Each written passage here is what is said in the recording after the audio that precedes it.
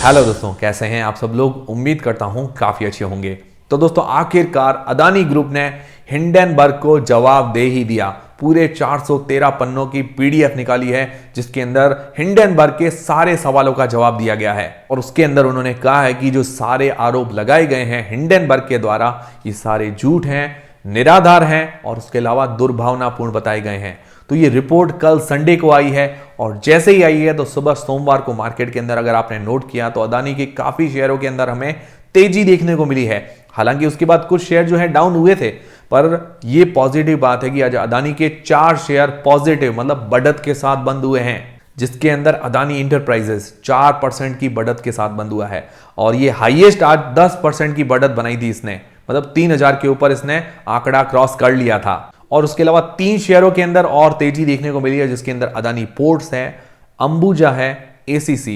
इन चारों शेयर्स के अंदर आज तेजी देखने को मिली है। मतलब जो अदानी का सेंटीमेंट है थोड़ा सा पॉजिटिव हुआ है और इससे ये लग रहा है कि जो अदानी इंटरप्राइजेस का एफपीओ आने वाला है उसके अंदर हमें लिस्टिंग के वक्त, मतलब जो इसका प्राइस बैंड है 3276, उसके ऊपर लिस्टिंग होते हुए देखने को मिल सकती है, जिस हिसाब से आज अदानी इंटरप्राइजेस का शेयर चल रहा था। और अगर इनका एफपीओ सक्सेस हो जाता है तो अदानी की बहुत बड़ी जीत होगी ये। तो ये होगा या नहीं होगा वो जानेंगे हम इस वीडियो के अंदर। उससे पहले हम अदानी के 413 पन्नों के अंदर क्या जवाब दिए गए हैं वो भी हम देख लेते हैं। और दोस्तों, ये जो पीडीएफ रिपोर्ट है मैंने टेलीग्राम चैनल पर पोस्ट कर दी है, तो टेलीग्राम चैनल की लिंक आपको डिस्क्रिप्शन के अंदर मिल जाएगी, वहां से आप डाउनलोड करके पढ़ सकते हैं। तो जो अदानी ने जवाब दिया उसके अंदर ये कहा है कि जो हिंडनबर्ग द्वारा आरोप लगाए गए थे वो सारे झूठ हैं, निराधार हैं और दुर्भावनापूर्ण बताए गए हैं। और उसके अलावा उन्होंने ये भी कहा कि जो हिंडनबर्ग नाम की एक छोटी सी कंपनी है, ये एक शॉर्ट सेलर फर्म है। मतलब पहले क्या करती है कि पहले खुद ही शॉर्ट सेल कर देती है उस शेयर को, उसके बाद उस शेयर की रिपोर्ट पेश करती है और वो शेयर जितना ज्यादा डाउन जाता है, लोग पैनिक होते हैं, उतना ज्यादा उनको फायदा होता है। और ये हिंडनबर्ग, उसके अलावा इसका ट्रेडर्स का पूरा ग्रुप है, जिससे हिंडनबर्ग को भी फायदा मिलता है और जो ट्रेडर्स का पूरा ग्रुप है उनको भी फायदा मिलता है और वहां से इसको कमीशन भी मिलता है। और इसके कारण यूएस डिपार्टमेंट ऑफ जस्टिस भी इसके खिलाफ जांच कर रहा है अमेरिका के अंदर। और अदानी ने जवाब के अंदर यह भी कहा कि ये जो अटैक किया गया है सिर्फ कंपनी पर नहीं है, पूरे इंडिया पर अटैक किया गया है। इंडियन इंस्टीट्यूशन, इंडिया की जो ग्रोथ स्टोरी है, इंडिया भी लगातार बहुत अच्छा ग्रोथ कर रहा है, उस पर अटैक किया गया है। ये सारा रिपोर्ट के अंदर लिखा गया है। और लगता तो मुझे भी ऐसा ही है कि जो ये अमेरिकी है, ये जो अंग्रेज हैं, उनको इंडिया की जो ग्रोथ है वो रास नहीं आ रही है। क्योंकि अब अदानी जो है लगभग सेकंड रिचेस्ट पर्सन बन गए थे और फर्स्ट पोजीशन से दूर ही कितना थे, और वो जल्द ही फर्स्ट पोजीशन का ताज भी छीन लेते। तो मुझे लग रहा है जो ये अमेरिकी है, अंग्रेज है, उनको पसंद नहीं आता कि जो इंडिया वाले लोग हैं आगे बढ़े। हो सकता है दुर्भावना से भी किया गया हो और इसके पीछे बहुत बड़े बड़े ग्रुप्स का भी हाथ हो, पर ये जो भी है ज्यादा दिन नहीं रहेगा। और उन्होंने ये भी कहा कि जो हिंडनबर्ग कह रही थी कि उन्होंने 2 साल की बहुत कड़ी मेहनत से रिसर्च की है और उसके बाद 88 क्वेश्चन पूछे हैं, तो उसके अंदर अदानी ने ये जवाब दिया है कि जो आपके 65 क्वेश्चंस हैं वो ऑलरेडी पब्लिक डोमेन के अंदर अवेलेबल थे और वो अदानी के पोर्टफोलियो में ऑलरेडी डिस्क्लोज कर चुके हैं। तो वो ये ना कहे कि उन्होंने 2 साल की रिसर्च की है, उन्होंने सीधा पब्लिक डोमेन या अदानी के पोर्टफोलियो डिस्क्लोज से उठाए हैं।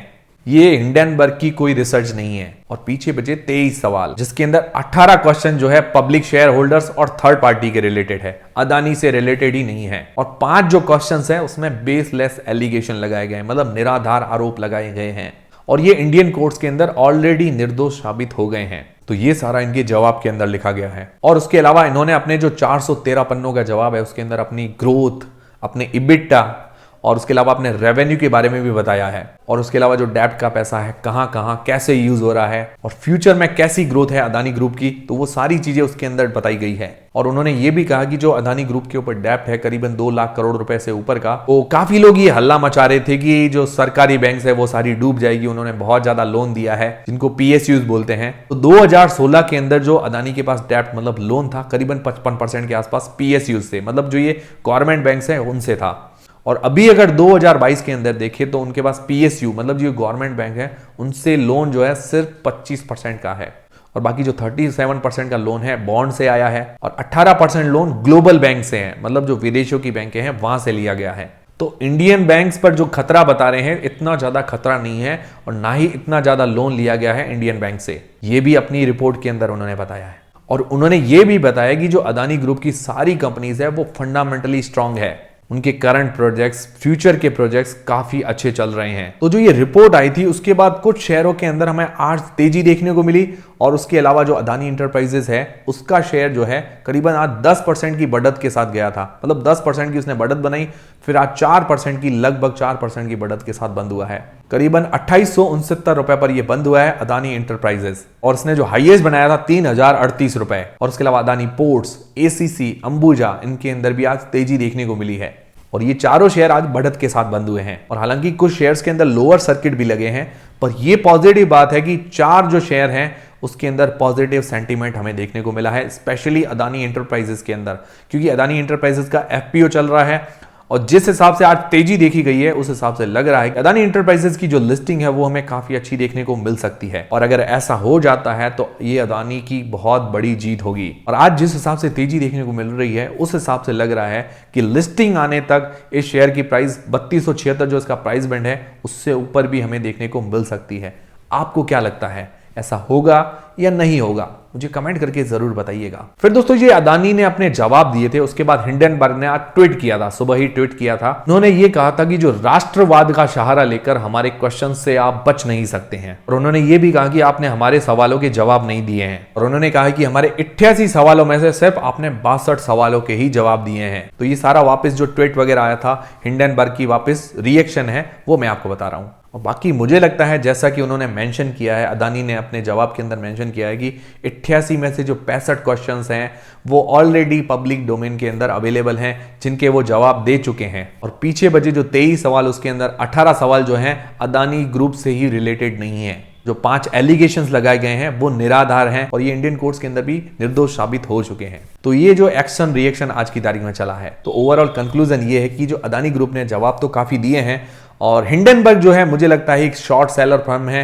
अपने फायदे के लिए जो ट्रेडर्स ग्रुप है उनके फायदे के लिए काम कर रहा है, और इनके खिलाफ यूएस डिपार्टमेंट ऑफ जस्टिस भी जांच कर रहा है, क्योंकि इन्होंने काफी कंपनीज के अंदर गड़बड़ की है। और ये भ्रम जो है आपके दिमाग से निकाल दीजिएगा कि हिंडनबर्ग ने जितनी की भी रिसर्च की है, जिस पर भी रिपोर्ट निकाली है, सबके शेयर डाउन हुए हैं। तो ऐसा नहीं हुआ है, काफी ऐसे शेयर हैं जो उनकी रिपोर्ट निकालने के बाद थोड़े से डाउन तो हुए, फिर वापस उनमें बहुत ज्यादा तेजी भी देखने को मिली है। तो सारे ऐसे शेयर नहीं है जिसके अंदर गिरावट देखने को मिली है। और वो एक शेयर है जिसकी बहुत ज्यादा चर्चा हो रही है, निकोला नाम से शेयर है, 85% गिर गया था, तो उसके प्रोडक्ट के अंदर कमी थी। इस कारण क्या है कि उस शेयर के अंदर गिरावट देखने को मिली है। पर अदानी की सिचुएशन में ऐसा नहीं है, पर उसके बजाय अगर अदानी की कंपनीज को देखें तो काफी स्ट्रांग चल रही है, जिसके अंदर अगर स्पेशली अदानी ग्रीन की बात करें तो उनके काफी ज्यादा प्रोजेक्ट चल रहे हैं, सोलर के अंदर, विंड टर्बाइंस के अंदर। अदानी इंटरप्राइजेस, उसके एयरपोर्ट बिजनेस है, रोड का बिजनेस है, माइनिंग का बिजनेस चल रहा है। फ्यूचर जो प्रोजेक्ट है ग्रीन हाइड्रोजन वाला, वो भी हमें जल्दी ही देखने को मिल सकता है। और उसके अलावा अदानी विल्मा, तो अदानी की ऐसी काफी सारी कंपनीज जो फंडामेंटली स्ट्रांग कंपनीज है। तो जो हिंडनबर्ग ने कंपनियां डुबाई है वो बहुत छोटी कंपनियां थी, मतलब स्मॉल कैप कंपनीज थी।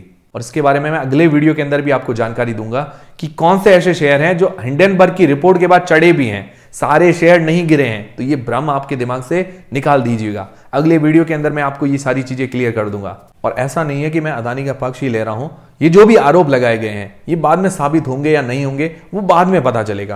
पर अभी क्या है कि जो हिंडनबर्ग की रिपोर्ट आई है उससे हमें ज्यादा पैनिक नहीं होना चाहिए। ये जरूरी नहीं है कि हिंडनबर्ग सच ही हो, वो अपने फायदे के लिए भी कुछ कर सकते हैं। अगर वो सच्ची होती तो यूएस डिपार्टमेंट ऑफ जस्टिस इनके खिलाफ जांच नहीं करता। तो ठीक है, सारी चीजें क्लियर है। वीडियो अगर पसंद आया तो वीडियो को लाइक जरूर कीजिए। और उसके अलावा हिंडनबर्ग की रिपोर्ट के बाद जो शेयर चढ़े थे उनकी लिस्ट भी मैं आपको नेक्स्ट वीडियो के अंदर दे दूंगा, जिससे क्या है कि और ज्यादा क्लैरिटी आ जाएगी हिंडनबर्ग और अदानी के लिए।